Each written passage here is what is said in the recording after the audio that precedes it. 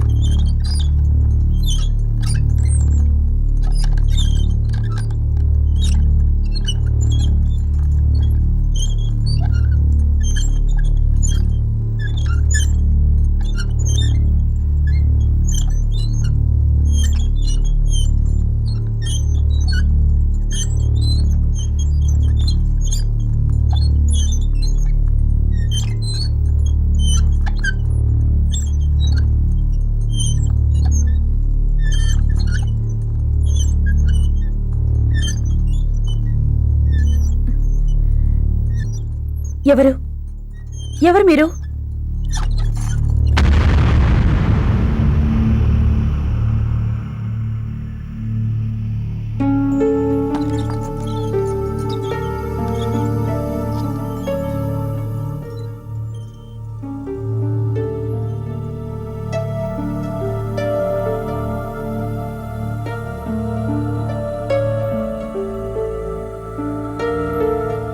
నేనెవరనే తర్వాత చెప్తానులే గాని ముందు మీరెవరో చెప్పండి. నా పేరు నాగేశ్వరి. అసలు మీరెవరు? ఇంటి తలుపులు ఎలా తెరిచారు? నా దగ్గర ఉన్న తాళం చెవితో. మీ దగ్గర తాళం చెవా? అంటే మీరు దొంగ? దొంగ? టైం బాగోలేదు, ఏం చేస్తాం. నా ఇంటికొచ్చి నన్నే దొంగ అంటున్నారు. మీ ఇల్లా? మీ ఇల్లా కాదు, మా ఇల్లే. నాకు తెలియక అడుగుతున్నాను. మరీ నేను నీకు దొంగలా కనిపిస్తున్నానా? అసలు ఎవరండి మీరు? నేను మీకు తెలియలేదంటే మీరు ఈ ఊరి వాళ్ళు కాదు, మా బంధువులమ్మాయి అస్సలు కాదు, మా ఫ్యామిలీ ఫ్రెండ్స్ అంతకంటే కాదు. చెప్పండి, ఎవరు మీరు? మీరు ఆపకుండా మాట్లాడుతుంటే ఎలా చెప్పనండి? ఇప్పుడు ఆపేగా, చెప్పండి. నా పేరు నాగేశ్వరి. ఇది చెప్పారు. అయ్యయ్యో, అలా ఏడు ముఖం పెడతారేంటండి? చెప్పండి. నేను సర్పవనానికి వెళ్తున్నాను. రాత్రి మంచినీళ్ళ కోసం మీ ఇంటి తలుపు తడితే ఒంటరిగా ఇంత అర్ధరాత్రి పూట ప్రయాణం మంచిది కాదని చెప్పి ఈ ఇంట్లో ఉంటారే, వాళ్ళు మీకేమవుతారు? మా అమ్మా నాన్న. ఓహో, మీ అమ్మా నాన్నే నన్ను ఇక్కడ ఉండమని చెప్పారండి. పొద్దున గుడికెళ్ళి తిరిగి వస్తుంటే ఏదో పనుందని నన్ను ఇంట్లో ఉండమని చెప్పి తాళం చెవిచ్చారు. అలాగా? అబ్బా, నాకు బాగా ఆకలిగా ఉందండి. ఇఫ్ యూ డోంట్ మైండ్ నాకు కాస్త టిఫిన్ చేసి పెడతారా? అలాగే.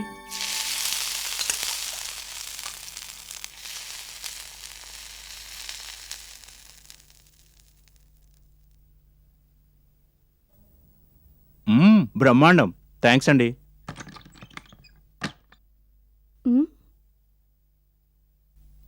చాలు చాలు.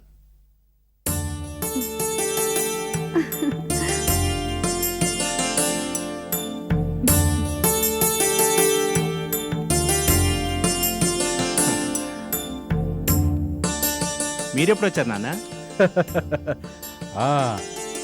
అమ్మాయి వడ్డిస్తున్నప్పుడు వచ్చానులే గాని, ఇంతకీ నువ్వెప్పుడు వచ్చావు? నేనొచ్చి గంటైంది నాన్న. అమ్మా, నీకో గుడ్ న్యూస్ చెప్పాలని వచ్చాను. నేను కూడా నీకు శుభవార్త చెప్పాలనుకుంటున్నాను రా. మీరు కూడా శుభవార్త చెప్పాలనుకుంటున్నారా? ఏంటది? అదేంటో తర్వాత చెప్తాలే గాని ముందు నువ్వు చెప్పు. నో, మదర్ ఫస్ట్, నువ్వే చెప్పు. అదేం కుదరదు, ముందు నువ్వు చెప్తానన్నావుగా, నువ్వే చెప్పు. అది ఆగండి, శుభవార్త అంటున్నారు కాబట్టి ఇప్పుడొద్దు. ఇప్పుడు రాహుకాలం, అది పోయిన తర్వాత మాట్లాడుకుందాం. మరి సర్పవనం? రాహుకాలం గడవనీయమ్మా, తర్వాత బయలుదేరదాం. శాంత, నువ్వు టిఫిన్ వడ్డించు. అలాగేనండి. అమ్మా నాగేశ్వరి, నువ్వు కూర్చోమ్మా. ఏంట్రా అప్పుడే లేచేవేంటి?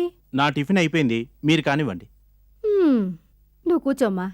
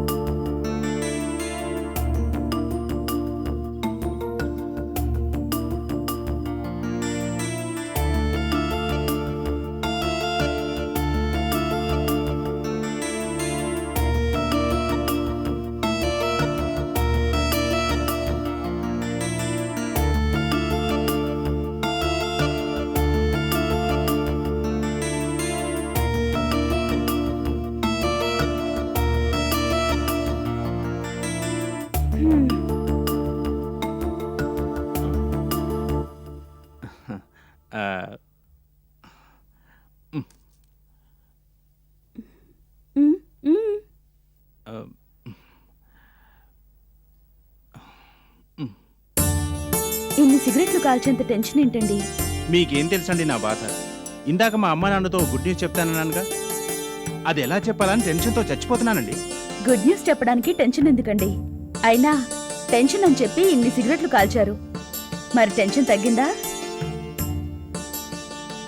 మరి సిగరెట్లు కాల్చి ప్రయోజనం ఏంటండి? ఇంతకీ మీ ప్రాబ్లం ఏంటి? నేను అమ్మాయిని ప్రేమించానండి. ఆ విషయం మా అమ్మ నాన్నతో ఎలా చెప్పాలని ఆలోచిస్తున్నాను. అలాగా? ఇది చెప్పడానికి ఎందుకు అంత టెన్షన్ పడుతున్నారు? ఒప్పుకుంటారో లేదో అని. తప్పకుండా ఒప్పుకుంటారు. మీరంటే మీ అమ్మా నాన్నలకు ఎంత ప్రేమో చూశానుగా. ఏమోనండి, నాకు మాత్రం టెన్షన్గానే ఉంది. అంతా సవ్యంగా జరుగుతుంది, మీరు చూస్తూ ఉండండి. ఏమోనండి, మీరు చెప్తుంటే ధైర్యంగానూ ఉంది, టెన్షన్గానూ ఉంది. ఇంకేం ఆలోచించకండి, రాహుకాలం పోయిన వెంటనే విషయం చెప్పేయండి. అంతేనంటారా? అంతే.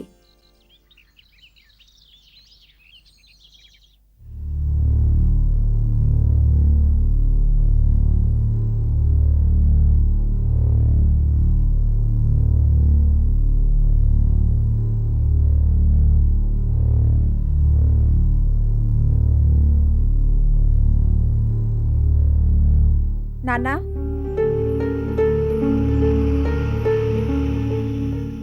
ఇలా ఏడుస్తూ కూర్చున్నంత మాత్రాన అక్క ఇంటికి రాదు. పదండి నాన్న, వెళ్దాం. ఎక్కడికమ్మా? పోలీస్ స్టేషన్కి. పోలీస్ స్టేషన్కి ఎందుకమ్మా? అక్కయ్య కనిపించడం లేదని కంప్లైంట్ ఇవ్వడానికి. అమ్మా మైత్రి, నువ్వు నోరు తెరవకు. అసలు ఇదంతా జరగడానికి కారణం నువ్వే. నేనా? అవును, దీనంతటికీ కారణం నువ్వే నువ్వే నువ్వే. మనిషి ఎదిగిన మనసు ఎదిగని మనిషి అమ్మ అక్కయ్య. అలాంటి దాన్ని పిచ్చిది అనే అనుమానంతో ఆసుపత్రి పాలు చేసావు. అక్కడ ఉండడం భరించలేక తప్పించుకుని ఎటో పారిపోయింది. ఇంటికొస్తే మళ్ళీ హాస్పిటల్లో చేర్పిస్తారని భయపడి ఉంటుంది. అసలు నీకు మనసు అనేది లేదు, రాతి మనిషిని. అందుకే ఇలా చేసావు. నిన్ను చూస్తుంటే నాకు కంపరంగా ఉంది. చాలు చాలు. నువ్వు కూడా నన్ను అపార్థం చేసుకుని అసహించుకుంటున్నావు కదూ. నాగేశ్వరికి నేను కన్న తల్లిని కాకపోయినా ఆ లోటు తెలియకుండా దాన్ని అపురూపంగా చూసుకున్నాను.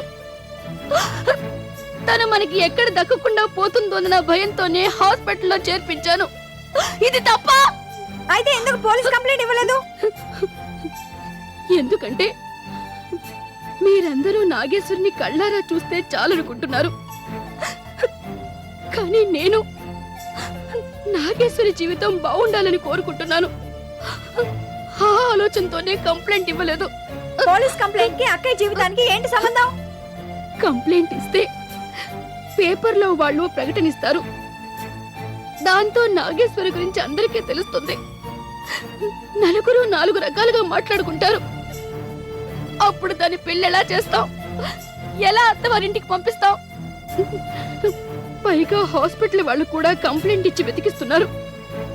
వాళ్ళ హాస్పిటల్ పేరు దెబ్బతింటుందని రహస్యంగానే వెతికిస్తున్నారు. చెప్పు, ఇప్పుడు చెప్పు, నేను చేసింది తప్ప? నేను చేసింది తప్ప? చెప్పు తల్లి, చెప్పు, నేను చేసింది తప్ప తప్ప తప్ప?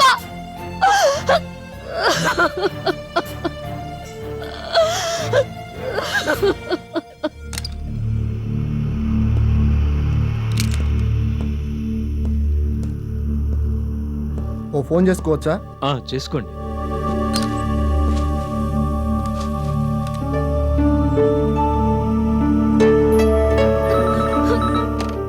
హలో, ఎవరండి? నేనే అమ్మా, అక్కకివ్వు. దేవకి, నీకే ఫోను, హాస్పిటల్ నుంచి. హలో అక్క, నేను విశ్వాన్ని. చెప్పండి. అక్క, నువ్వు చెప్పినట్టే నాగేశ్వరిని వెతుకుతుంటే తను దుర్గ సముద్రంలో ఉన్నట్టు తెలిసింది. అలాగా? అక్క, నాకు నాగేశ్వరిని వెతకాలంటే భయంగా ఉందక్క. దేనికి? నేను నాగేశ్వరి కోసం బైక్ తీసుకొని గాలిస్తుంటే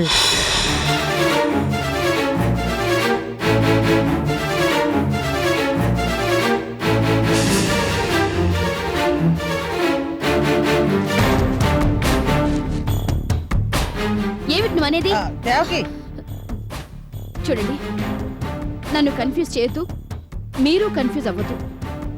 అర్థం లేని అనుమానాలు కట్టిపెట్టి అది ఎక్కడుందో తెలుసుకోండి అది కాదక్క. ప్లీజ్.